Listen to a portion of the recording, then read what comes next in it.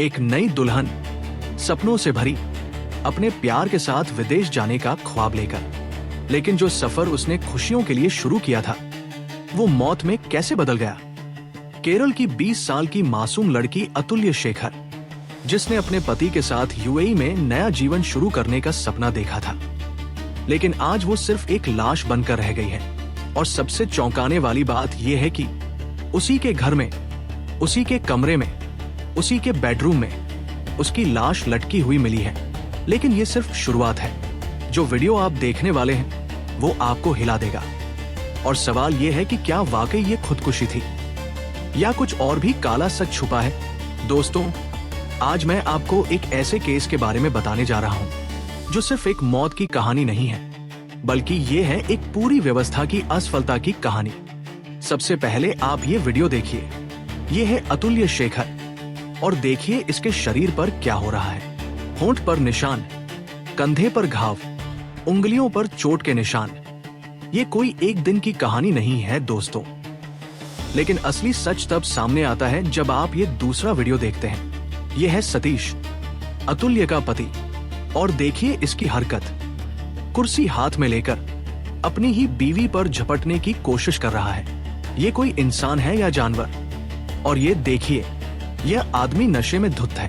हाथ में कोई नशीला पदार्थ लेकर झूम रहा है, आंखें लाल, पूरा शरीर लड़खड़ा रहा है। दोस्तों, जब यह वीडियो वायरल हुआ तो दुबई की कंपनी ने इसे तुरंत नौकरी से निकाल दिया।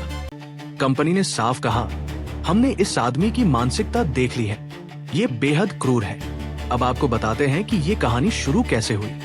अतुल्य सिर्फ 17 से 18 साल की थी जब 12वीं के बाद ही उसकी एंगेजमेंट तय कर दी गई सतीश के साथ।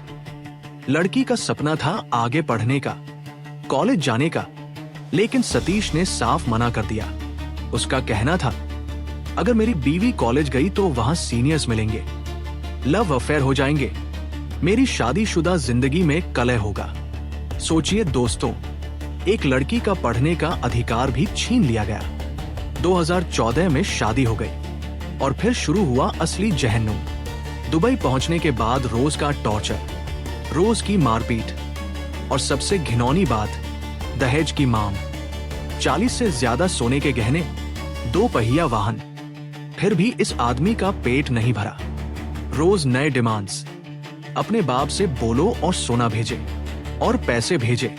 एक बार अतुल्य के पिता दुबई गए अपनी बेटी से मिलने, और वहां उन्होंने अपनी आंखों से देखा कि सतीश उनकी बेटी को कैसे मार रहा है। पेट पर लात, सिर पर प्लेट से वार। बाप का दिल टूट गया। वो अपनी बेटी को लेकर बहन के घर गए और कहा, अब तू इस जानवर के साथ वापस नहीं जाएगी। लेकिन क्या हुआ? सतीश आया, माफी मांगी, गलती हो गई, अनजाने में हुआ, और मासूम लड़की फिर से वापस चली गई उसी नरक में। जुलाई के 18 से 19 के बीच फिर हुई मारपीट, और इस बार अतुल्य ने हार मान ली। अब सुनिए सतीश का बयान। जब उससे पूछा गया तो इस बेशर्म ने क्या कहा, मैं शराब पीता हूं, अपनी बीवी को मारता हूं, लेकिन ये मैं प्यार में करता हूं, प्यार में मारता हूं। ये कैसी मानसिकता है? आगे ये कहता है, वो मेरी थी, मैं जब चाहूं, जैसा चाहूं उसके साथ करूं। एक औरत को संपत्ति समझने वाला ये जानवर आज भी बेशर्मी से कह रहा है कि उसकी बीवी की मौत में उसका कोई हाथ नहीं। दोस्तों, जिस दिन अतुल्य की लाश मिली उसी दिन उसकी एक मॉल में नौकरी लगी थी। वो आजादी पाने वाली थी, इस पिंजरे से बाहर निकलने वाली थी, लेकिन शायद वो डर, वो रोज का टॉर्चर उस मासूम के सब्र का बांध तोड़ गया। अब सवाल ये है, क्या वाकई ये खुदकुशी थी या इस आदमी ने कुछ और भी किया है? पुलिस का कहना है पोस्टमार्टम रिपोर्ट के बाद सब कुछ साफ हो जाएगा।